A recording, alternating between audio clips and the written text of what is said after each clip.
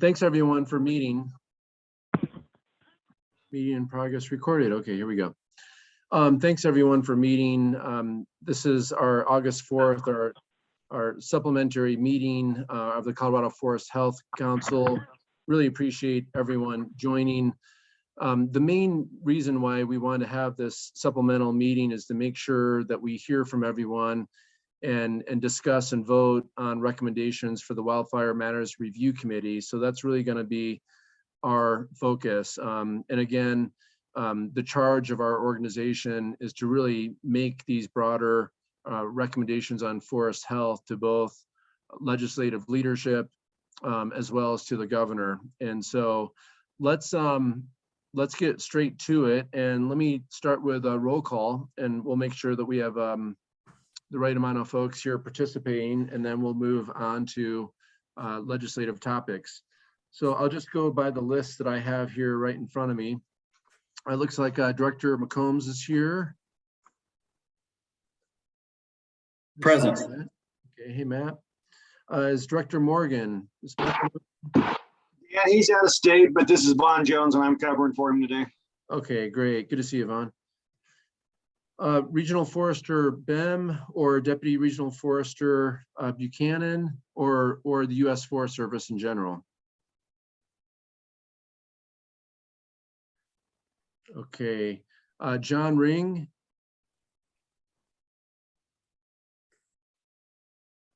Frank Falzone. Present. Great. Hey, Frank. Samantha Albert. Also present. Thanks, Dan. Great. Council Member White Skunk.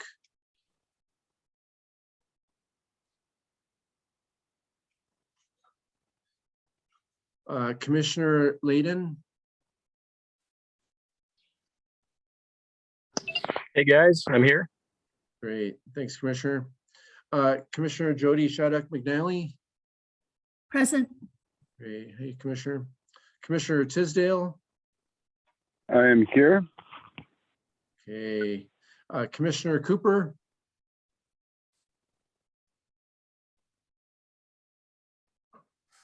Okay, Aaron Kimple. I think I saw Aaron. Present. Thank you. Okay. Hey Dan, can you hear me? Yeah, I can hear you. Yep, I got you. Sorry, Ben. I wasn't sure. I'm Yeah, trying to get off I of got- a ridge and have just enough reception to do this, but it's not telling me I'm muted or unmuted. I'm here. Okay, yeah, we got you written down. Ethan Buchholz. Is Ethan here? Okay, Brent Wolk. Here. Hello. Hey, Brett. Yeah, good to see you. Christina Burry, I think she may have had a conflict, but is she here? No. Amy Moyer. I'm here. Thanks, Dan. Hey, Amy. Mark Morgan, I see Mark. Here. Hey, Mark. Paige Lewis. Carol Walker.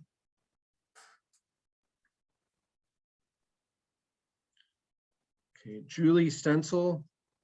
I'm here. Good afternoon. Hey, Julie. Christy Belton. I'm here. There's Christy. Hey, Christy. Pat Dorsey. Well, I think Scott Jones is not here. Representative Cutter. No, but I do see Senator Quorum. Good afternoon. Hey, Senator, how you doing? Doing great, thanks. Good. Okay, Angela, do we have quorum or do we have to make a few calls? No, we do. We've got 15 of 26. Okay, great. Okay, next up, we need to approve the July 6th meeting summary. I'll make that motion to approve that summary. Okay, great. Thank you for making that motion. Do we have a second? Julie Stencil will second. Okay, thanks, Julie, for that second. Is there any further discussion on that? Okay, see none. All those in favor of approving those meeting summaries signify as aye. Aye. Aye.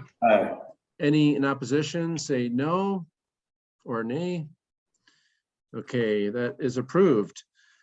We're going to move right along here. So next agenda item is overview of the legislative recommendation process. I'm going to turn that over to Assistant Director Bogue to talk us through this next process. Thank you, Chair Gibbs. And just for the record, I'll note that Rep. Cutter has joined us. So we're now 16. All right, so I'm just going to share some slides here. So I know it's been a fast and furious summer for everybody. We've already had 2 meetings of the Wildfire Matters Review Committee, and the Colorado Forest Health Council's Legislative Committee has met, gosh, Jody, I should count, but I don't know, at least 6 times, I think, since the spring.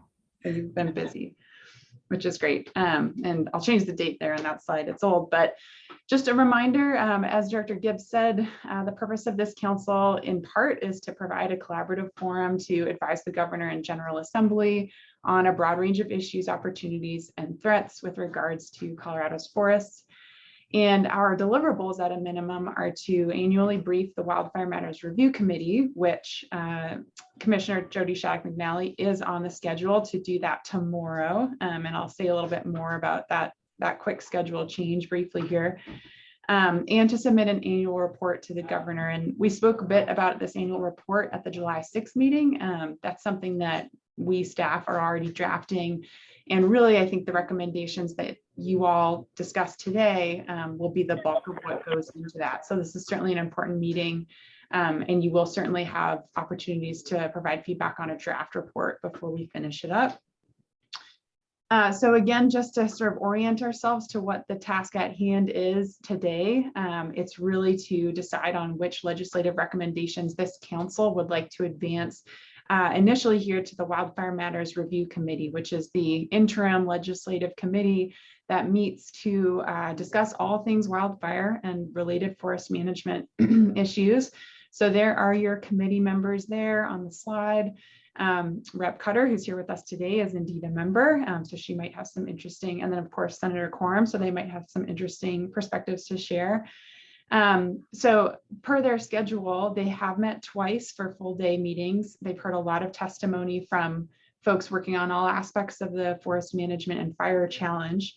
They decided to have an additional meeting of testimony tomorrow on August 5th, which is why we've been scheduled for that day.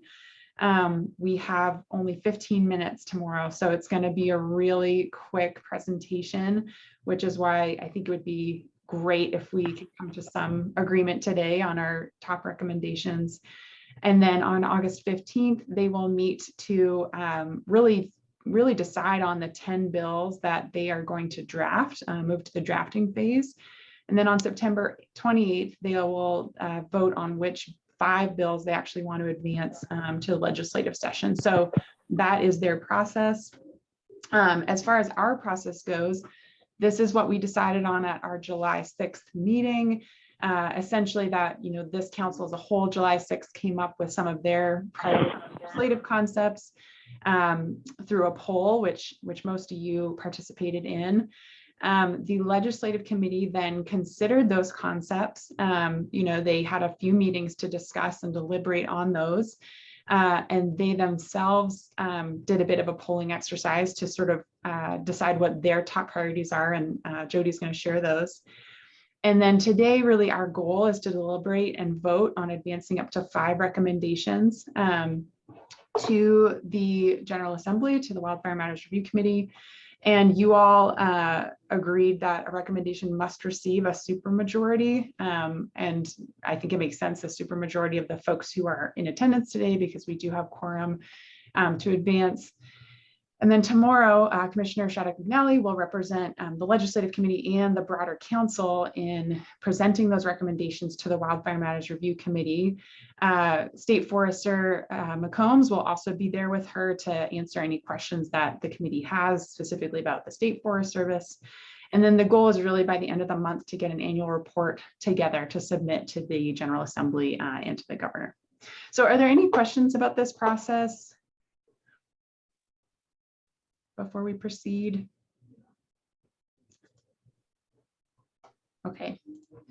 So I am just going to summarize real quick where we landed with the council-wide poll, and then Commissioner Shattuck McNally is going to present where the legislative committee has landed with their recommendations. So 17 members of the full council voted in this full council poll, really trying to prioritize those 10 legislative concepts that we discussed at the July 6th meeting. We asked people to choose up to 3, which is how you get sort of this ranked choice voting. Some members recused themselves, for instance, some of the federal agency folks. So where we ended up was sort of interesting, and I'll show the next slide, which actually spells out which each of these legislative concepts is. I know you can't see it in the graph here, but what I want you to take away from this figure is that there was a pretty big spread. People like a lot of these concepts, you know, which I suppose isn't surprising. We have a lot of priorities on forest management, but there were a few that came out on top with the most votes. So we had the 2 receiving the most votes from the full council were consistent investments in Good Neighbor Authority. And for those who may not know, GNA is really the tool that allows the State Forest Service to work on federal lands. And then this concept around investing in state or federal agency planning and project management capacity received quite a few votes. And then we had other concepts rise up, investing in workforce development programs, CYCA and corrections crews, really hand crew programs, Hey, Sam, investing in too expanding. many bugs here. I think I'm. Can whoever's on the phone mute themselves? Here we go. So we got invest in expanding forestry education, specifically through community college programs, making investments in the State Forest Service nursery, investing in state programs to leverage local fuels mitigation project funds, and creating incentives for private industry. And then we had a few that received fewer votes, the joint Senate or House resolution on wildfire and or forestry, generally improving the consistency of state funding for forest management, and then supporting forest collaborative capacity. So again, that was the council-wide poll. And now I'm going to move it over to Commissioner Shattuck McNally, who's the chair of our legislative committee, to explain how they reviewed these and discussed them and came out with some top recommendations. Thank you, Angela, and hello, everyone. Thank you for this opportunity to share about the work and discussions of our legislative subcommittee. First, I want to thank the members of our legislative subcommittee. We've met basically almost every 2 weeks all summer and on Friday mornings, and I want to thank them for their time and their commitment to kind of getting to these topics. We've had a lot of presentations on these subjects. The first part of our meetings on Friday mornings. And so we gathered a lot of information, asked a lot of questions, and had a lot of guest speakers. So those meetings were really packed with information and discussion, and they people, our folks, our members really worked hard to do some homework and review things beforehand. And I want to just thank them for that, because I think it led to some really engaging and robust discussions. So with our conversation, actually we had just this last Friday, we reviewed the survey results. And we looked it over and had a discussion overall about those, how that polling came out.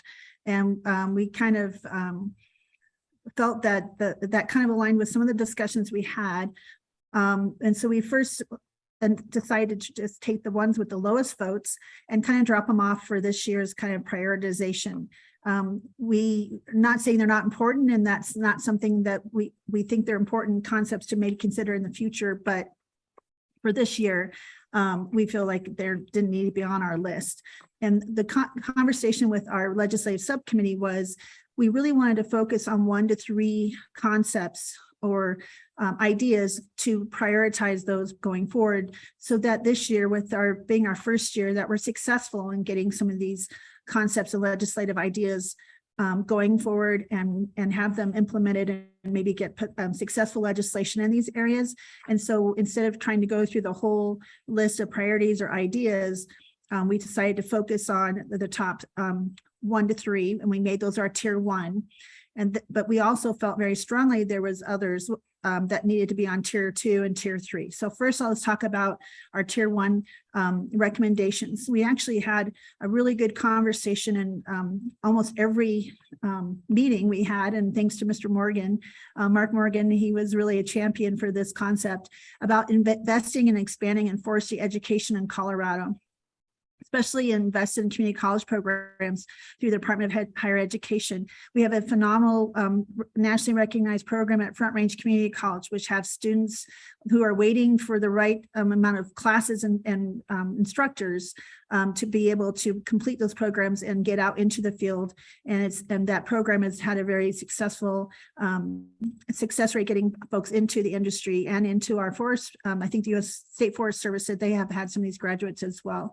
But not only investing in Front Range, but we have community colleges in Adams State and Mesa and Gunnison and other programs throughout the state that we could expand this so that we can reach other potential students who could be able to go through this program and get out into the field. We need this capacity. We have this funding coming in to do these programs, but we don't have the capacity. And I think you heard that from the presentation that we had at our previous meeting from those industry experts. And I think that kind of rang really true for us in a lot of our conversations. The next one would be invest in workforce development programs, which is the community corrections crews, the youth conservation corps. We had some of the talking about the conservation corps we have here in Larimer County, which actually are also helping with our flood mitigation work right now, as we've had several flash floods from the burn scar area, and they're out helping doing some of that cleanup. So we wanted to talk about investing and expanding these programs. And as we know, there are already kind of some of those programs existing in the coast swap and the furworm programs, but we need to maybe expand that or have these sustained and supported long term. And then the third one, we really thought this is really important, was a consistent investment in our Good Neighbor Authority to kind of expand that program and fund. And because the healthy forests, as we know, are vibrant communities, and we needed to have these cross-sectional work across these lands for this landscape style work that we need to have done. So those are our top 3 from the legislative subcommittee after all the conversations and meetings we had and from looking at the survey results. And so those are the 3 that we think are probably the biggest ones we'd like to have the Forest Health Council recommend to the legislative the Wildland Matters Committee, interim committee going forward, and that's our tier 1. But we also felt these other 6 deserve to have at least a tier 2 recommendations, because we feel like these are really important, but we know we can't invest and focus on so many topics, but we wanted to make sure that these were noted, because if there is an opportunity and funding or energy behind these are ones that we think that the membership as a whole felt these were important. And these are the 4th would be invest in local, state, and federal agency planning and project management, and just kind of those existing programs and funds, how we need to expand, invest in them, and keep them growing, because these are really important. We've seen the success of those over the last year. And then 5, create incentives for private industry or logging. And I'm not so sure if it's incentives as financial, but to help support those at the cost share of the forest products industry internship programs, funding those internship programs, or helping expand those, which is what I think the industry wants to help get some folks out there and get them trained. And then investments in the Forest Business Loan Program through the Healthy Forest and Vibrant Communities area. And so those are the kind of the ones that we're focusing on. And I know Christy had some information she had shared with us, and I don't know if the whole Forest Health Council had gotten that information as well. And then the next one is the State Forest Nursery upgrades and expansion. We recognize that, and it was reinforced with Director McCombs, that there's still over $5 million needed for that expansion and upgrade, so we can have the seedlings and the plants and trees that needed for this, reseeding and treating these areas, especially in the burn scar. And then I think on our 3rd recommendation were the ones that we're not considering for this year, especially because of the passage of HB 221011, the investing in state and local fuel mitigation project funds. I know we're having successful implementation of those kind of funds up here in Larimer County. We still think that was one we wanted to keep on the list to make sure that we think this is one that maybe is long-term to keep going in the long term. And we want to see how this next year goes with that passage of that funding and from that recent bill. But we wanted to keep it on the list because we think it's an important program. And then the three that we did not recommend to put on the tiered 1, 2, and 3 list, as you see, are generally improve the consistency of funding for forest management. We still think that's really important overall in general. I think we all agree with that. And then support forest collaborative capacity and the joint resolutions we all think are very important, and but maybe not need a strong focus for legislative work for this session. And with that, again, thank everyone for participating in the surveys and helping us go through all the data and having these discussions. And I'm sure our subcommittee and Angela and anyone can help with any questions you all have. And these are some of the things I'll be presenting tomorrow to our to the committee. Thank you very much for listening. Thank you, Commissioner Shattuck McNally. And I'll just clarify the last thing you said there, which is that you'll present the recommendations that the whole council agrees on. So that's really the goal today. Yep, I agree. Sorry, I thank you for clarifying that for all that we decide and clarify today. So, and we're ready to adjust and as what the council votes on today. Thank you for clarifying that. We've just had so many discussions on this. It's we appreciate everyone's attention and input today. Thank you. Thank you. Well, I appreciate the ahead, good work of everyone for helping to make these recommendations. But let's just like open it up to see if folks have any questions, or if there's any if people need to have any clarifying questions or issues or concerns with any of these items in terms of recommendations. Yeah, Dan, this is Abe Layden from Douglas County. I do have a couple. I don't know if happy to kind of go into a few of those if now is the time to do that. Sure, I think it's appropriate. Yeah. Yeah, well, I mean, first and foremost, it's a huge note of gratitude to Commissioner Shattuck McNally and the entire legislative group for the incredible deep dive that they did with experts to have this informed. I think these are really significant programs, and education and workforce training are significant, no doubt. I suppose we take a slightly different view just from where we're located in the state, in Douglas County being 50% open space. I know we're not alone, but our view from our Douglas County Wildfire Initiative is somewhat more exigent and immediate, based upon climate change, changing factors in our topography and the immediate risk. One thing we have been told repeatedly from experts is that 1 square mile in Douglas County represents about $110 million in property. And so small investments in wildfire mitigation in particular are really significant. So I suppose on some level, when we really think about forest health, what is the greatest risk to forest health? I think the general consensus is wildfire, certainly being one of the largest risks to counties in general for property, pets, and landowners, but specifically for our forests. So I guess where I'm struggling a little bit are some of the more immediate recommendations for legislative adoption that would reflect upon wildfire mitigation. And I'm thinking specifically around, a regional aviation program, or increasing some level of immediate support in the event of a wildfire. I think the other piece too is I didn't hear much about controlled burns or reducing the fuels in our forests. I heard a little bit about planting more in the scar areas, which concerns me a little.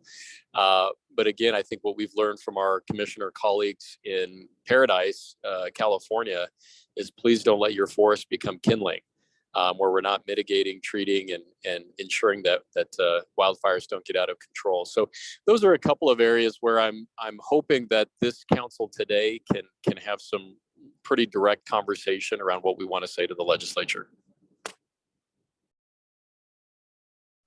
Yeah, Commissioner, thanks for your comments. I appreciate your comments. Some have more to do with this council in terms of forest health, an aviation program that's more Division of Fire Prevention and Control. Vaughn, I don't know if you want to speak to kind of all the good work that you're all doing right now in terms of aviation and, getting the Firehawk off the ground and so forth. But that's a little bit different than what we're focused on right here. Yeah, Dan, I think I would just add on to what you said there just a little bit. And then there are separate efforts going on specifically as far as aviation. We've got a lot of support from the governor's office and the legislature in the last few years to kind of raise the game. And also we're going through the Colorado Fire Commission is going through somewhat the same process. This group is. We've met with the Wildfire Management Review Committee. We're working with OSPB and the governor's office, and we're trying to address some of those things on the response and suppression side as well. So does that help a little bit? Yeah, thanks, Vaughn. And just, in terms of the list, in terms of the top tier, both furworm and COSWAP, those are existing programs that are, for immediate forest health, defensible space, fuels reduction projects. And then, I don't know, Matt, if you want to talk a little bit more about I don't know if everyone's actually familiar with what Good Neighbor Authority is, but it may be good to kind of talk through that a little bit as well, just so everyone's on the same page. Sure, Dan. And Commissioner Glade, I appreciate your comments as well, specifically because they're connected, right? Our ability to manage forests effectively creates an environment where we can restore fire and fire adapt our ecosystems in a way, in our communities, in a way that allows good fire as opposed to bad fire to restore itself back on the landscape. And so, to Vaughn's point, the Fire Commission is one of its key priorities of focus on the policy changes and the resources that will need to be effective in restoring fire to the landscape at scale. And so I think that issue is going to be carried forward, certainly, and that this group, we can focus on that forest management and forest health side that allows for that to occur. Because the science dictates that it's good forest management that leads to fire adapted communities and allowing fire to restore itself in ways that we know are going to be beneficial. The most effective fuels mitigation tool is a well-managed stand that allows fire to run through it without catastrophic implications for the community or the resources. But as far as our ability to ramp up, Director Gibbs is correct that the sizable investments in the furworm program, as well as some big plus ups in healthy forest vibrant communities, as well as major investments on the federal side, are going to allow us to take work that's going on in Douglas County to plan to get it to fruition. Our agency is in the initial stage, well, actually probably closer to the final stages of negotiating with the Rocky Mountain region, the U.S. Forest Service, for a sizable investment in G&A capacity, good neighbor capacity, which it's going to plus up our field forces by anywhere from 15 to 20%. And that'll allow us to use the Good Neighbor Authority, which allows the U.S. Forest Service and the State Forest Service, and the BLM for that matter as well, to get into a cooperative environment where state resources can do work on both sides of the fence, both on the federal and the state side. And so, with the incredible work that the cooperative environment that's in many of our communities across the state, that's going to get that social license and that social focus and policy focus on those places that are ready to go. And if you take the huge investments that the legislature with the support of the governor made last session, and you combine those with the sizable historic investments that the federal government has made and has the potential to make in the near term as well, I think we have a great opportunity to make to move to a scale and an impact that we haven't experienced, that we've really only been able to talk about up until now. And so I think that your points are well taken, and I think we can show that nexus and show that we're actually focusing specifically on moving to scale with the treatments that we move out on and plan and implement, but also doing it in a way that integrates with this idea of allowing good fire to restore itself regularly in our landscape, so that we keep those fuel loads and those impacts from catastrophic wildfire to an absolute minimum. Well, I really appreciate that detailed answer, and the good work and expert-driven recommendations are phenomenal. From our view, because of the increased aerial support we just funded, we've put out 4 fires in the last month, one in Jefferson County, and it's becoming a regional aviation program to prevent those catastrophic incidents. Another area where we're partnering is in ensuring that there's a match for people that are land rich but cash poor. And so if they choose to mitigate their properties but can't afford to do so, we're providing, at least in Douglas County, a 75% match for them to mitigate if they do 25%. And again, I guess for us, it's these immediate funding opportunities for our citizens that they can wrap their heads around. And so I'm always looking through the lens of what is a constituent, how would they reflect upon, some of these allocations and recommendations, but certainly appreciate that. You bet. And Director Gibbs, if I may. Thank you. I want to, this number one priority, investing in expanding forestry education, they're actually they're completely linked again, in growing our, the investments have been amazing, right? We're actually putting funding at the federal and state and local level, as you just described, that's relative, commensurate to the problem, but you still have to have foresters to plan and implement the work. And that is the bottleneck that both on the industry side and on the planning and implementation side that we're running into. And I think that's why that number one has rose to the top. And that workforce development program, again, is that's right below it, speaks specifically to that. We've ramped up the funding, and now we have to ramp up that capacity to meet the moment and ensure that we deliver on these investments, be a good return on investment, do what we said we were going to do, and bring planning and execution at scale to life. And I think that's what some of these things are critically focused on, all the way down the line, even to the bottom, to the nursery, right? That we need all the tools in the toolbox and enable to be in order to be successful. And so this is, I think, where the committee's focus, the council's focus has shifted to is the resources are in play, at least for the next few years. And so now how do we drive the capacity in order to get those resources to ground in every quarter in the state? Great, thanks, Matt. Did I see Senator Quorum? Did you take yourself off mute, maybe? Yeah, thanks. Sorry, haven't been the best member here. I've been a little on the busy side, but I appreciate everything we're doing, but this is a needle in a haystack operation, because with what we're spending over the last few years, if things don't get worse, we can be caught up in about 250 years.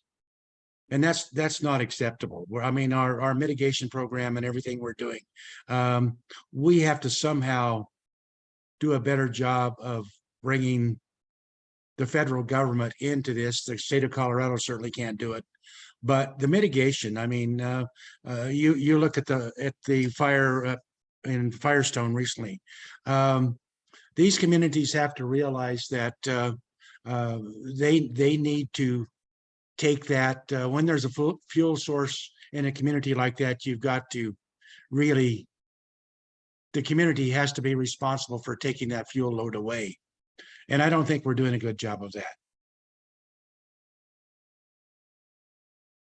My opinion. I'm curious, we're Senator Quorum and Representative Cutter here, and both members of the Wildfire Matters Review Committee. Any gaps that you see that you would like to see in terms of these lists? Anything that you think we should add, or just? Well, I would comment on the second one. We talk about the corrections crews. We've done legislation for correction crews and wildfires, but that's been a year and we still haven't utilized it. Yeah, we use, I'll get you the list, but we use them all the time. We have working on projects all over the state. So Okay, that's not the message that we're getting in our committees. I can tell you that. okay. We're telling it is not being used at all. Oh, wow. That was reflected.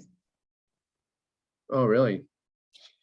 Yeah, I don't remember where I heard it. Was it in committee? It was in committee, yes. Yeah, I remember getting the same message. I guess I would say, to the point, I don't necessarily think you guys have big gaps in this list. I thought it was a pretty comprehensive list, but, and I agree with workforce, that keeps coming up. And I think that's a really important, right, what Matt said, if we don't have the capacity, you know, we have the capacity, if we can't meet it with the workforce, then it doesn't matter what funding we put to it. But and also to Senator Quorum's point, like, it's going to be hard to achieve, you guys all know that it's going to be hard to make a big dent, but I think we have done some things. I think we just need, you know, have done some things to leverage other work, like you know, make communities, try to bring communities along with matching grants if they're investing in it, trying to educate. I think the education piece is huge. And I think Abe was talking, Commissioner Layden was talking about a match for your communities and encouraging them to do mitigation. So that kind of stuff, I mean, I think that's kind of stuff is huge, but, you know, obviously it's going to be helped along by any federal dollars, but I think we're doing everything we can. I just think we have to look at more ways for everything to work together to achieve the goals. You know, we only have so many resources. So I think you guys did a great job in putting the list together. And I would really rely on Mr. Morgan. You know, he's been in the industry his entire life, and you know, getting that workforce out there, getting those young people that actually want to go out and work hard. I think we're missing in recruiting. I think if you're waiting till they're in college to try to do it, you've lost 75% of the possibilities. I think you need to be recruiting them in high school rather than going through waiting in community colleges and higher education. Great. Thanks for your perspectives, Representative and Senator. We have a question or a comment from Commissioner Cooper. Hi, I apologize. I'm on in the airport about to board, so I'll be really quick. I just want to throw out there, because there's been so many comments and it feels like this conversation is really focused on wildfire mitigation. I'm a little bit concerned with that direction. I think as Dan pointed out, there are several committees that are focused on wildfire mitigation. There are lots of fundings that are focused on wildfire mitigation. Not to say that they're you know, 100% effective. We still have more work to do, but our charge here is to be focused on forest health. And I'm not a forest ecologist, I'm not a scientist, so I can't explain specifically what that is to you, but that is different, connected in many ways to wildfire mitigation, but different. And I think that we shouldn't use these discussions to get too far into it would concern me if we were getting too far into the specific focus on wildfire mitigation and away from the specific focus on sort of the science behind and the ecology behind forest health. And with that, I gotta check onto my plane, so I'll get off. Yeah, thanks, Commissioner. And, you know, I recognize that sometimes it's kind of blurry, but we'll work really hard to make sure we stay in our lane. The Fire Commission has their work. Many of us overlap on both of those, this committee and that committee. And, but forest health, obviously, healthy forests have a huge role in protecting communities and it can lead to less extreme fire behavior. So it's connected but separate. So it's a good reminder. Thank you. Other questions or comments, and then maybe I'll turn it over to Angela to see kind of how we want to do, if we want to have kind of formal, you know, voting on this kind of package, or kind of how we make sure these recommendations can move forward. Chair Gibbs, do you mind if I just chime in here? Yeah, chime in. It looks like Aaron has a comment as well too. Yeah, I'll just sort of explain the process as Courtney and I have envisioned it, obviously up to, you know, this council as to how they really want to do this. So what we have done is we've put together another one of these Google Forms, polls, you know, they're just a simple way to do this, that lists out the 7, well, really sort of it lists out the recommendations that the legislative committee has made. And it would give everybody an option to choose up to 5 that they would like to recommend to the Wildfire Matters Review Committee. So that would be a fairly simple way of deciding the final 5. You know, in our agenda, we don't have that on deck until about 2:30 because we do have until 3 p.m. And so really the goal, I think, for this next 45 minutes was just to invite discussion on these concepts. You know, yeah, are there big things missing? Do people feel that they're specific enough? Would they like to see more detail? All of those questions. And if people do agree on tweaking some of them, that's of course an option. So we're going to discuss for another 15 minutes more, take a break at 2 p.m. so that people can take some time to digest, you know, read through the explanatory documents that were sent around that have more detail on each of these concepts, and then come back at 2:10 for a final discussion before a vote. So that's the proposed structure. Okay, that's helpful. Thank you. I see a few raised hands. Let's hit up Aaron and then Jody. Thanks, Dan. I appreciate that. You know, in looking at this, and first of all, thank you all for your hard work and time and filtering and thinking about this. It's very much appreciated. I think, you know, some things that we can think about incorporating into these tier 1 and potentially tier 2 proposals is, you know, as we look at investing in workforce development, as we look at investing education, you know, one of the things that we struggle with down here in the Southwest is certainly that small diameter wood utilization, that small diameter removal. And so, you know, not just thinking about dropping trees, it's really about, you know, how do we decide what and plan for what a treatment might look like.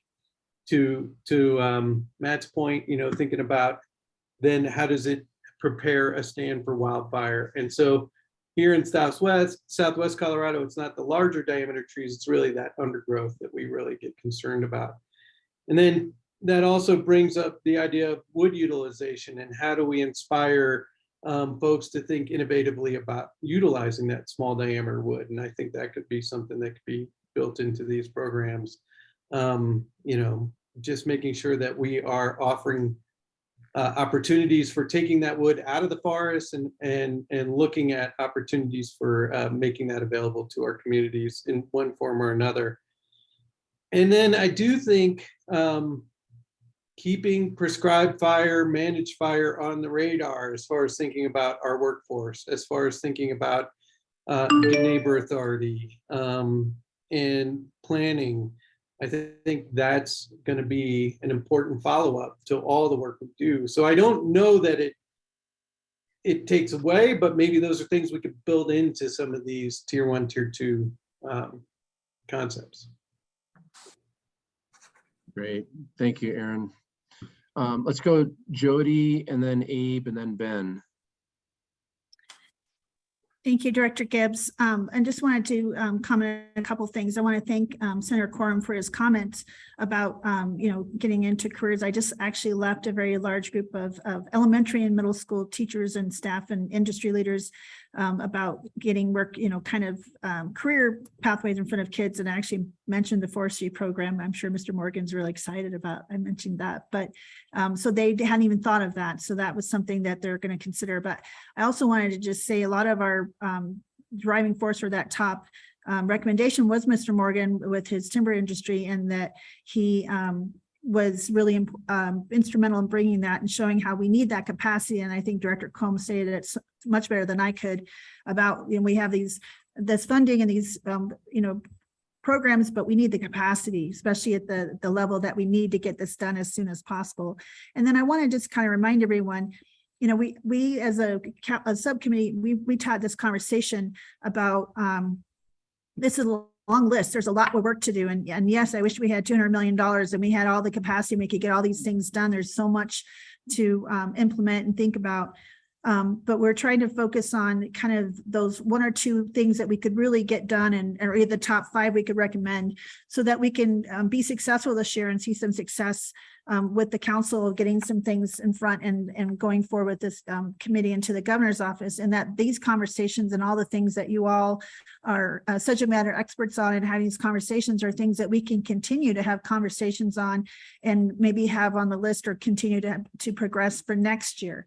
And I think that, you know, looking at the timeline and knowing that the legislative sessions coming and helping this interim committee with some recommendations, we have to think kind of this is the first step and what would be the biggest impact? Because I don't think we can do all of this in the next, you know, year, but I'm hoping that we can and kind of look at what two or three things or that we could really get done. And I just wanted to kind of encourage everyone to kind of think long-term and short-term that these conversations and these other concepts are stuff that we can still continue to talk about and refine and have more further discussions on and dive even deeper on in the next year as a council. And I appreciate again the chance to speak to all of you again. Thank you. Great, thanks, Jody. Next up is Abe, and then Ben, and then Brett. Thanks, Dan. I just wanted to, I heard a comment, I'm sorry, I'm not sure who made it about, you know, staying in our lane and the issue around wildfire mitigation. And I just want to go back to our primary duties as the Forest Health Council, and it's listed on the website. Updated mission includes improving forest health in Colorado through integrated science-based approaches with a focus on cross-jurisdictional collaboration, as well as private and nonprofit partners to reduce wildfire risk. That's literally the first part of our charge. So I'm going to push back on that and just remind everyone that I believe the citizens that we're representing on this committee expect us to address wildfires and to do it well, not with plans and simply education, but with something that has impact now. I think if there's another Marshall Fire in Colorado, we're not going to be looking back and saying, wow, I wish we had more forestry education. We would say, are there mitigation measures that we can fund? Is there aviation support that we can fund? I think it's okay not to be siloed and to combine the expertise in this body with other bodies that are working on issues that are most important to our citizens. And I believe that to be wildfire mitigation. And again, that's truly part of our charge right here on the website. So unless I'm missing something, maybe I need some help with that. Yeah, I was actually the person that mentioned we need to stay in our lane, and we want to make sure. I mean, you reference aviation. Forest Health Committee doesn't handle aviation, and the DNR doesn't. That's really through Division of Fire Prevention and Control. So, you know, we do have a pretty broad kind of mission, and anything we can do on forest health, proactive management helps with making large scale mega fires less successful. And so I personally support all hands on deck, and if we can find the energy, and if there's areas that kind of overlap with our committee as well as the Fire Commission, that's wonderful. But I'm just kind of thoughtful of knowing that, you know, for example, we're not making recommendations normally on, you know, we need to get 5 more Firehawks in Colorado. You know, I'd support that personally, but that's not really forest health, you know. Well, Dan, I'm going to push back on you. I'm going to say, why not? What you're telling me sounds like arbitrary structures created around what we're doing here. I think the average citizen is going to say forest health intimately involves wildfire prevention. And if we're not making those recommendations, it's a pretty glaring omission. Okay. All right. We can have a side conversation. Actually, you and I are talking in about 30 minutes or so. Thanks, Dan. Yeah. Next, I think, is Ben, and then Brett. Okay. Thanks, Dan. Can you hear me? Can you hear me? Hear you. Okay, great. So apologies. I'm actually looking at forest health issues today. But one of the things, this may help in the conversation there, that, you know, we have for about 10 years, this pretty strong firewall, so to speak, in between forest health issues and fire prevention and control issues or management topics. I do think forest health was created for, it has a statutory declaration and purpose described. But one of the things that I think has been missing, maybe on a statewide basis, we're pretty good at seeing this in a patchwork basis in different counties, but Summit County, Boulder County, now Jeffco, and for a little while over here in the West Region Wildfire Council area, we had a really good chipping program that was kind of designed to get landowners involved in their own forest health issues and / management issues where they cannot actually, safely have a burn pile on their own property. The county then takes this, this combustible matter, and people are personally involved in, maintaining their forested landscapes, which makes them ultimately kind of more involved in supporting statewide forest health issues. It's kind of a combination of outreach, education, skills development, and potentially, some industrial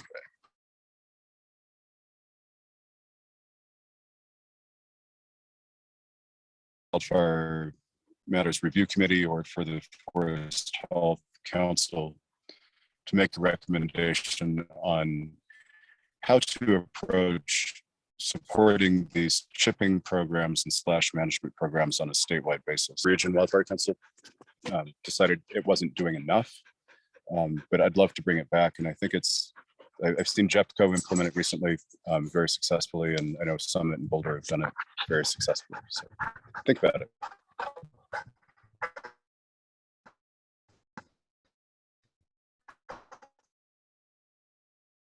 Yeah, thanks, Ben. I think Brett is up next. Yeah, thanks. I do want to recognize the committee that met every Friday or every other Friday for the summer. That's a lot of work, and thanks for putting all the thought into this. I had a couple clarifying questions, and one was about the community college education, which I fully support doing that. I guess my question was a couple of, what's the message and communication with actual community colleges? Because these programs have declined. Like Colorado Mountain College used to have a forestry program that went away. Front Range has been cutting, and I don't know if it's funding or there's other issues where they can't attract students before we sort of foist money and things on them. So I just clarify what communication and if they're ready and eager to receive this program.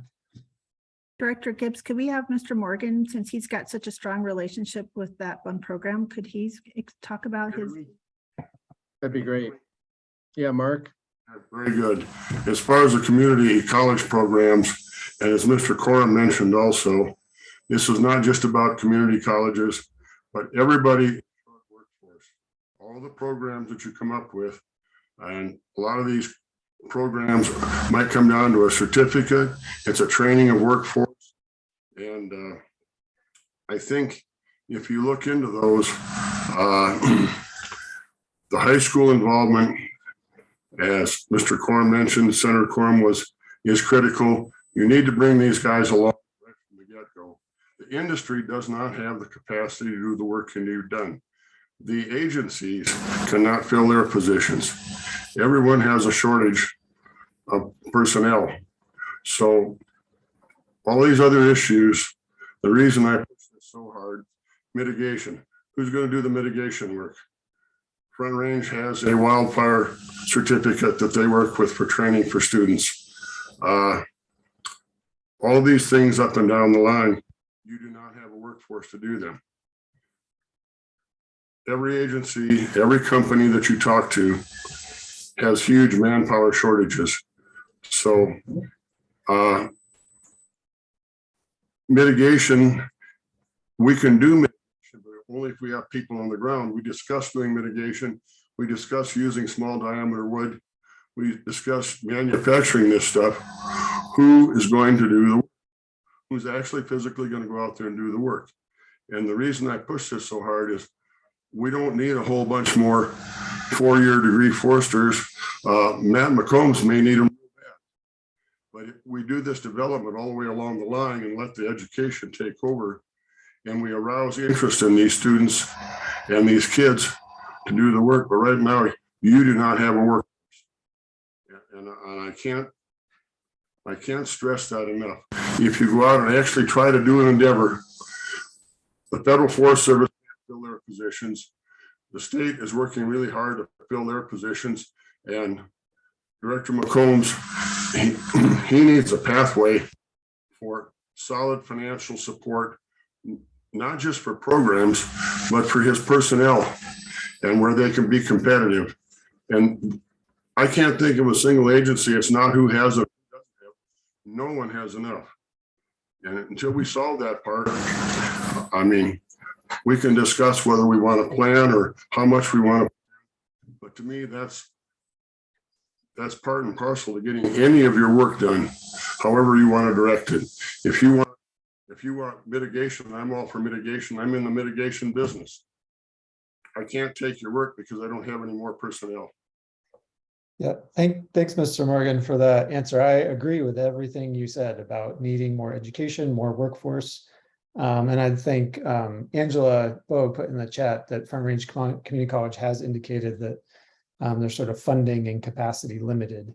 And that was just kind of the nature of my questions, make sure they're actually administration of these community colleges is supportive of these programs. I know the faculty very much is, but sometimes there's other barriers to expanding the programs. And I just was trying to clarify if that.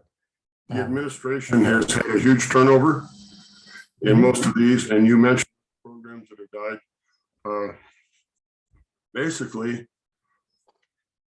they need some firm direction on the needs of our community to solve the problems that we have. And that's as simple as that. I can try to fight, but no, so I support that of, yeah, to give them the direction and our support to increase these programs.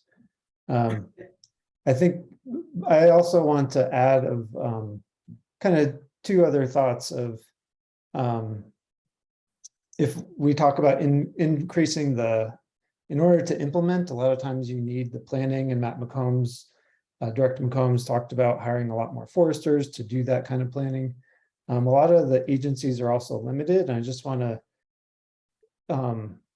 make the connection that a lot of the forest collaboratives are actually helping do a lot of the planning in these areas. And that was another one of the priorities that was on. And so maybe there's a way to connect those two kind of in the future. And then my second quick point is just, I think Commissioner Tisdale articulated well, there's been this sort of wall between fire and wildfire and forest health, especially in Colorado the last 10 years. And I think the more we can do to break that down would be better. And I do think prescribed fire is missing from these recommendations of increasing the prescribed fire workforce. That's another area where the state and federal workforces has gone down, and the nonprofit and non-agency sort of organizations have tried to fill that gap and haven't. And the state hasn't rebuilt sort of their prescribed fire program to a robust level as before the lower North Fork fire. And I think encouraging more prescribed fire workforce at the state level should be a high priority of this council. Great, thanks, Brett. We're scheduled to take a 10-minute break right now. I see a few hands that are raised. I don't know if those were hands from before or if, like Representative Cutter, I see your hands up. I don't know if you have a comment right now you want to make, or is that from before? No, it was now, but I can be really brief. Thank you, Director Case. I can't remember who, I apologize, I can't remember who brought this up, but I think that chipping program and encouraging I mean, I think that sort of goes to my point, which I don't think I expressed very well earlier, but about like, we all have to be invested in this, and it's super expensive for residents to do, mitigate, we all know. So to the degree that we can support that chipping and encourage responsibility of your own property and mitigating your own property, that also raises education, right? It's an educational tool as well, the more we promote that and help support residents in that. So I think that could be a really important part of the picture as well. So I'm just sort of echoing. Thank you. Great, thank you. And then Commissioner Tisdale, I know you're kind of in spotty cell phone coverage, but your hand is also raised. Want to just double check to see if that's from before, or is that right now? Sorry, that's from before. Okay, okay. And I'll be in better cell phone reception in 10 minutes. So Okay, appreciate great. the break.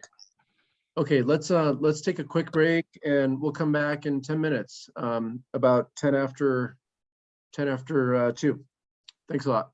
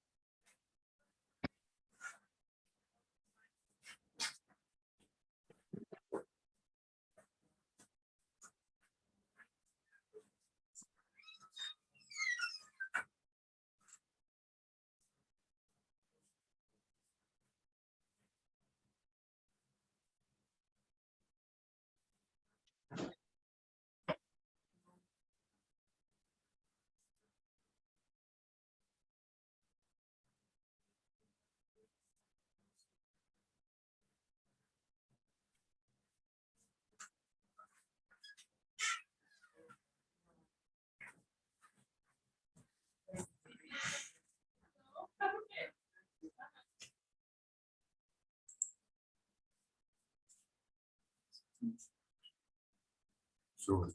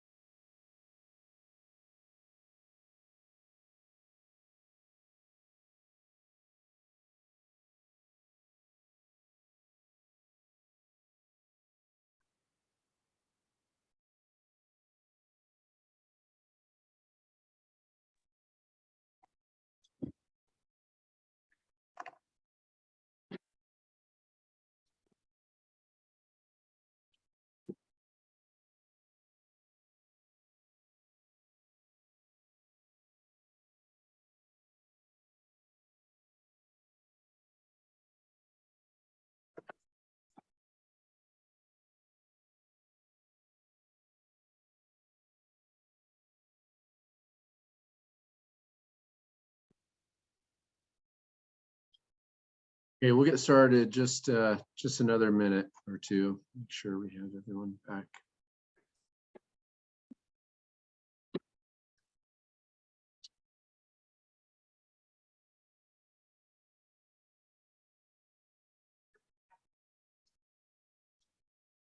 Mark Morgan, have you had a busy summer? Unbelievably so. Yeah.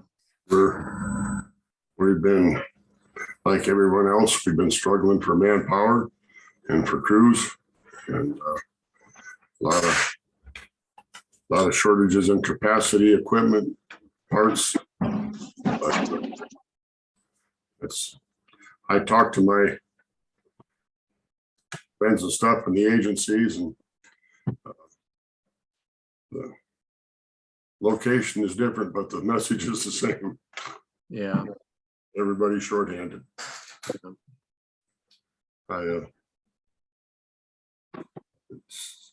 Sitting here listening to all of these, and I can't get over the fact that I feel like everybody's right. We need mitigation work. We need wildland firefighters. We need planning people. We need agency personnel to fill their ranks so they can put up the work so we can do the work. Nonprofits got to help. This is bigger than all of us and the stakeholders. And I just really, I would like to address the manpower so we can move on to the problems. I have my opinions and industry opinions on problems and sources and what we can do, but myself and all my friends wake up every morning and say, who's going to do the work? Right. Yeah. Okay, it's 13 after 2, so let's get started again, and want us to continue our dialogue and to see if there's any more questions or comments, and most importantly, take a hard look at this list. Let me know if, again, we want any clarification, or if we want to make some modifications to this too, to make sure the language is broad enough and flexible enough in terms of the needs that we see moving forward.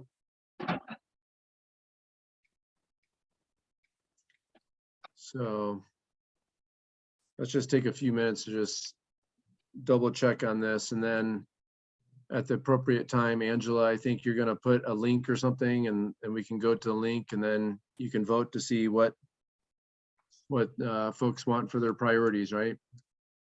Yep. And so I would just remind folks to go to, if they need, to think through this even more deeply, we sent around this document that summarizes each of the legislative concepts in a bit more detail as recommended by the legislative committee. So I'm just scrolling through it here. Hopefully you can see that. So the process would be, and I'm just going to stop sharing this and show you where we're headed. The process would be to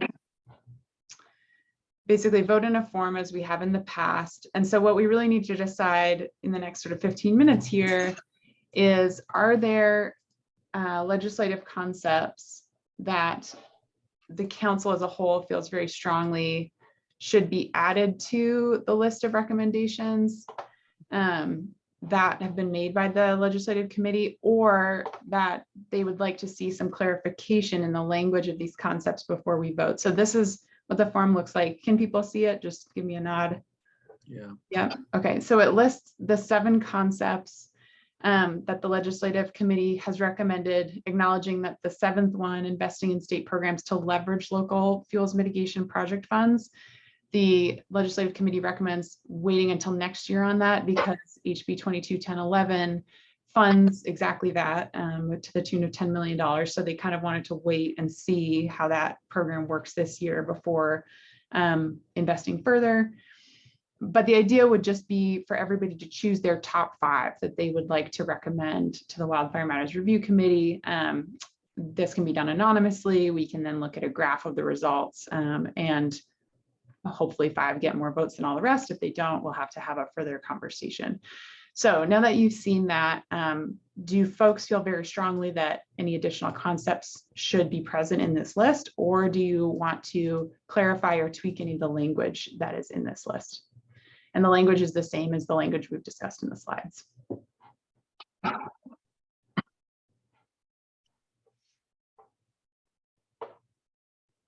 Okay, it looks like Paige has a question or a comment.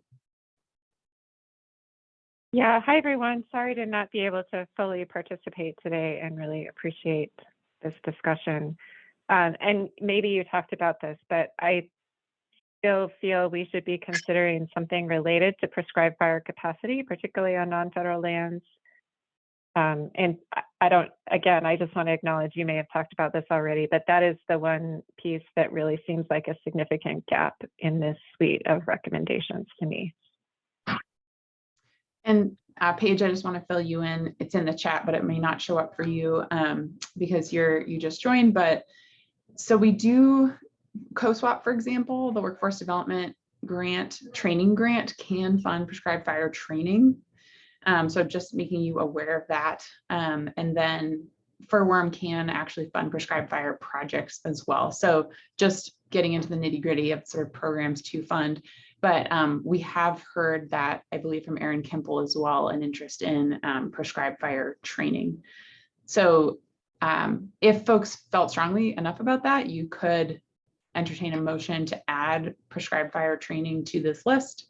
I'll let conversation go forward on that. That's not me, but real quick, I just want to again reiterate and maybe some additional context from the fire commission standpoint, which is, I mean, a big part of our discussion about, we had a very similar discussion in the fire commission that we're having right now. But what are we going to focus on for recommendations for the next the next calendar year, legislative year? And so the Division of Fire Prevention and Control under Director Morgan's leadership, and Vaughn can certainly add to this, they are acutely aware of the need to substantially reconsider the policies and the programming and capacity associated with substantially increasing prescribed fire activity on private lands. My argument was around a practical, acknowledging we're going to be building a lot of piles with all this forest management once things really get underway, and that we need it. That lowers our cost per acre treatment substantially when we don't have to grind it. And a lot of that's going to occur in areas where it's low snow, or often in bad years, no snow. And so those are high complexity, high resource demand burns. And yet we know it's extremely important. And that also paves the way for broadcast to come in at scale as well. So I just want to, Dan kind of talked about how sort of staying in our lane. I absolutely concur, but I just want to also emphasize that this issue has been taken on in a very serious and thoughtful way. And I think you'll see recommendations coming out of the Fire Commission that'll address some of the chief policy and resource needs associated with getting Division of Fire Prevention and Control, as well as partners and other entities, scaled up and having the right, issues around liability, working with CDPHEs and others on smoke, and all of the complexities associated with bringing fire to the impact and the scale that we know is critically important. So it's not at all lost, and I don't think in this conversation, but I think in the legislative committee discussions, and I'm saying this because I was part of the driver to say this is being addressed in another forum, and there is a nexus, and we certainly, I think we could hit from 1-2 punch if we wanted to, as it relates to Wildfire Matters Review Committee and the legislature at large. But I just want to assure that this issue and this drive that Brett and now Paige have spoken to, and Aaron, is absolutely not lost. And that nexus and that integration between forest management and restoring fire to its natural role wasn't lost on the legislative committee as well. And I think we'll be able to track and engage alongside the Fire Commission as it refines the policy and the capacity issues that they face to get us back to where the state of Colorado needs to be, in particular on RX fire. So I just want to put that in the room. Great. Thanks, Matt. Mark? One thing that myself and industry has noticed quite a bit is that we need fire on the landscape, and we understand that that's part of it. But I would like to see the state and local communities get more involved in the fire planning.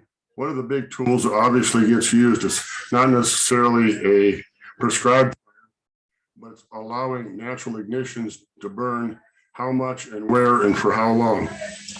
And it seems like a lot of that's done on the federal scale, and oftentimes the states and communities, when it exceeds that or surpasses that, are impacted by that sometimes in a negative way. And we would like to see the state and local community involved in that planning process in front. We'd like to see them involved in it so that as these, I call them let burn policies, are that they have a place at the table. Great. Thank you, Mark. Okay, other comments? Hey, Dan, this is Yeah, Vaughn. Vaughn. I'll just Yeah. chime in a little bit with, the conversation with Paige and Matt and stuff. And again, yeah, we're trying to address this. And I think from our standpoint, again, you've heard Director Morgan say it's right place, right time, right resources. And I think as the complexity of our problem, increases, the fuels problem increases, that right time, as climate change increases, that's getting a tighter and tighter window. And I do think, definitely we're all about doing that. And I think there's some overlap here with some of these recommendations, that this group came up with. I think prescribed fire is it's not spelled out definitely, which may be something this group could think about, but it is part of some of these things, and it's not just getting a bunch of, entry-level firefighters out doing this work. It gets a little bit into the project management and the planning, those experienced, qualified, really competent people planning and leading those burns. And then of course, we need the large scale mechanical treatment to get the fuels treated in the first place to a level where we can come in and safely do prescribed fires. So I just wanted to add a few thoughts there that those things are kind of intertwined, and then hopefully both groups can figure out how to address them. Okay, great. Thanks, Vaughn. Mark, your hand's up, but I think that was probably from before. Yes, it was. I'm sorry. Oh, sorry. Another topic that's not on here, but I know it's being discussed a lot with the Fire Commission, and definitely discussions of a bill or building codes and working with local communities, counties, municipalities to help make recommendations on defensible space and Class A roofing and so forth like that. And I think that's a really important discussion to have, but I know it's existing in other areas. So I just wanted to bring that up.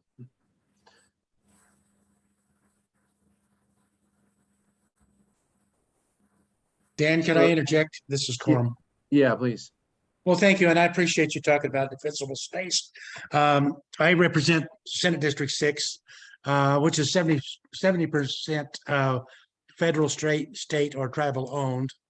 And so defensible space is the key. We are going to have these fires. There's no way that we're going to mitigate our way out of all the hazards that's there. So if we have that defensible space in those areas that we need to protect, we are going to have fires. Fires are going to be with us here for a while because the fuel load is so heavy. And frankly, we don't have the manpower, the resources to treat that 70%. So fire is a tool that we need to utilize and do the best we can. And I agree, we need all tools in the toolbox. I get a little concerned that we were so hung up on aviation, but there's so many times when we get these major fires, the winds are strong, they can't blow, they can't fly. So I think we need to put every tool in the toolbox that we can. And that's my soapbox. Yeah, I appreciate that, Senator. Thank you. So if there are no more questions or comments or modifications potentially to the list, maybe I'll turn it over to you, Angela. Because you could walk us through the next point, next stage. Sure thing. So if folks want to move forward, then Courtney and I will put the link to this poll in the chat. And then we'll all give you a solid, 5 to 7 minutes to vote. Again, it's pretty straightforward here. You're just choosing 5 of these 7 that you'd like to recommend to move forward. And that's it. So any questions, comments, concerns? Alrighty. So just sit tight for a second here. We're going to put the link in the chat. If anyone is having trouble accessing Google Forms, I know some people do, just email me or Courtney, email me to keep it simple, your top 5. Hopefully you can see them here. You can copy and paste them from the documents that were sent prior to this meeting, if that's easier, and we can add those to the tally. Thank you, Courtney. So that link's in the chat there. You should be able to go to the form, select just 5. All right, thanks, guys. So we'll reconvene here at 2:35. Actually, let's say. Hey, Angela. Oh yeah, go ahead, Ben. Yeah, it's Ben. So I'm at a point where I have like 3 bars, and it's not allowing me to connect to Zoom. So for the phone, I'll just text you my top 5. Okay, that sounds great. And let me know if you need me to text you any of the text itself. Okay. No, I've got him with me. Okay. Get off this bridge in time. So, great, that sounds good. And let's actually reconvene at 2:40 because that will give me time to bring up the graph and then we can chat about it. Thanks.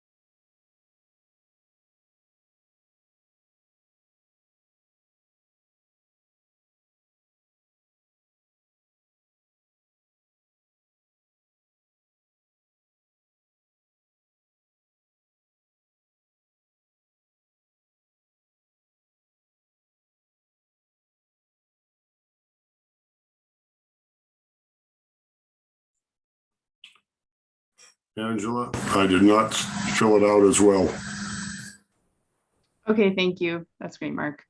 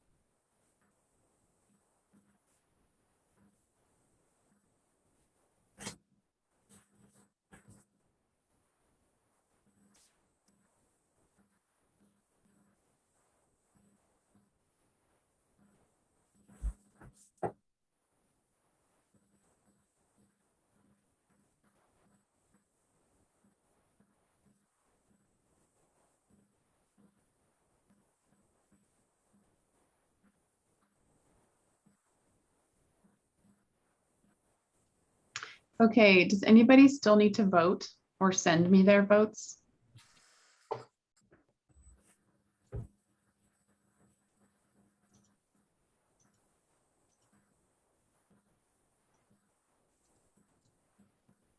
All right, I'll check in again, but I'm going to stop sharing the screen and go tally up results.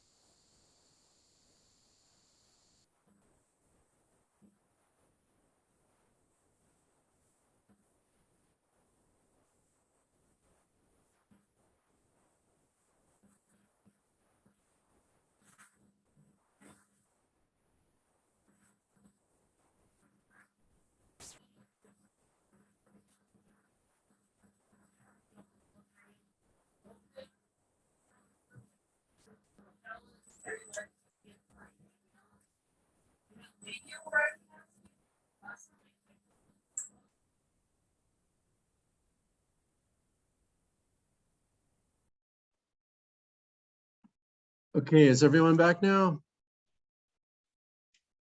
Okay. Angela, do you have the results? Should we walk through that? We have the results and we may not have to take another vote on that. I mean, we can take another vote to confirm, but we have a clear top 5, which is nice. So let me just share this here. So there were your options. And here are the results. So we had 2 folks who emailed me or texted me their responses because for technical reasons. So those are the final votes. So I just, for ease, I cut out the 2 with the lowest votes. That was State Forest Service nursery investments and investing in state programs to leverage local fire mitigation funds, which is for fuels mitigation project funds, which you can see there on the vote options. So there we go. Those are your final 5. And I think the next step, Director Gibbs, would be to entertain a motion to approve these as the 5 recommendations to send forward to the legislature. I'll make that motion to approve those to send forward to the state legislature. Okay, thanks, Jody. Do we have a second? Julie Stunselwood, second. Okay, thanks, Julie. Any further discussion? Okay, let's vote. All those in favor of this, of these top 5 signify as aye. Aye. Aye. Aye. Any in opposition, say nay or no. Okay, the motion carries. So thanks, everyone. Thanks for participating, and really, Jody, thanks for being the committee lead to help kind of flush these concepts out and stuff. I know you all did a lot of work to get to this point, so thank you. Okay, I'm just looking through this agenda here. I think. Okay, let's move to roundtable updates.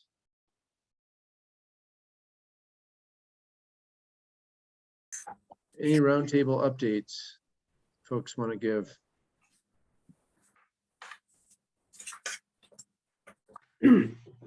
Director Gibbs, it's Aaron Kimball. Yeah, Aaron, please.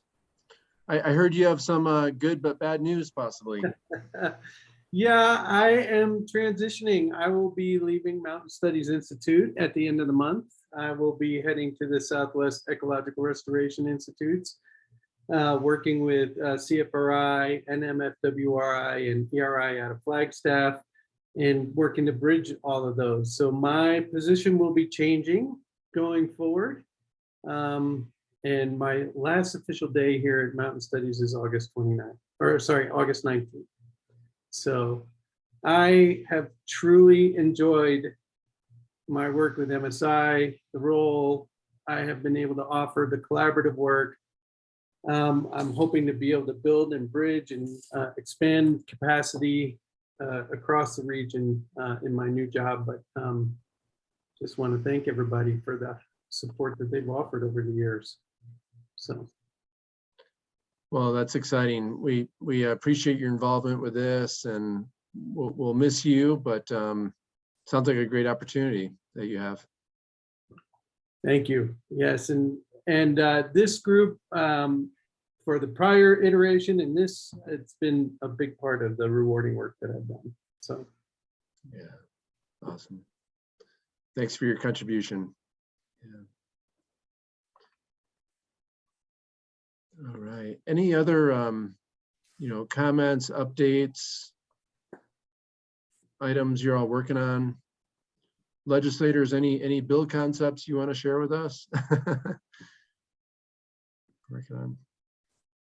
Hey, Director Gibbs, I have just a couple of highlights just on programming, unless Representative Cutter or Senator Quorum had a comment. No, I have no legislative concepts to share. We're waiting for those to bubble up in the next couple of weeks. Yeah. Thank you, ma'am. We'll handle it all. Okay.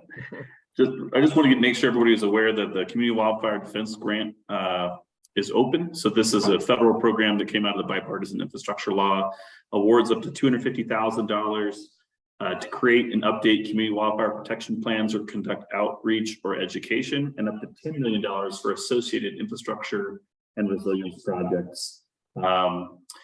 There's about $160 million nationally available in that program, and certainly your State Forest Service points of contact locally as well as here in the state office are ready to assist communities and individuals and entities to the extent that we can in submitting potentially successful applications, but also that the furworm RFP will be coming out here at the end of the month as well. So just wanted to make sure folks are aware that those funding opportunities are coming, are open and coming soon. So making sure that, again, communities are folks that you're interacting with, constituents, whoever, now's the time to start thinking about how you might want to request funds. We're certainly here to help. Awesome. Thanks, Matt. That's good news. Other topics, other items that folks want to update or share? Hopefully you all are finding time to take some vacation. It's been a nice summer, right? Yeah. Okay, if there are no more updates, let's move to if there's any public comments. I wasn't sure if anyone signed up previously, Angela, or do we have anyone for public comments?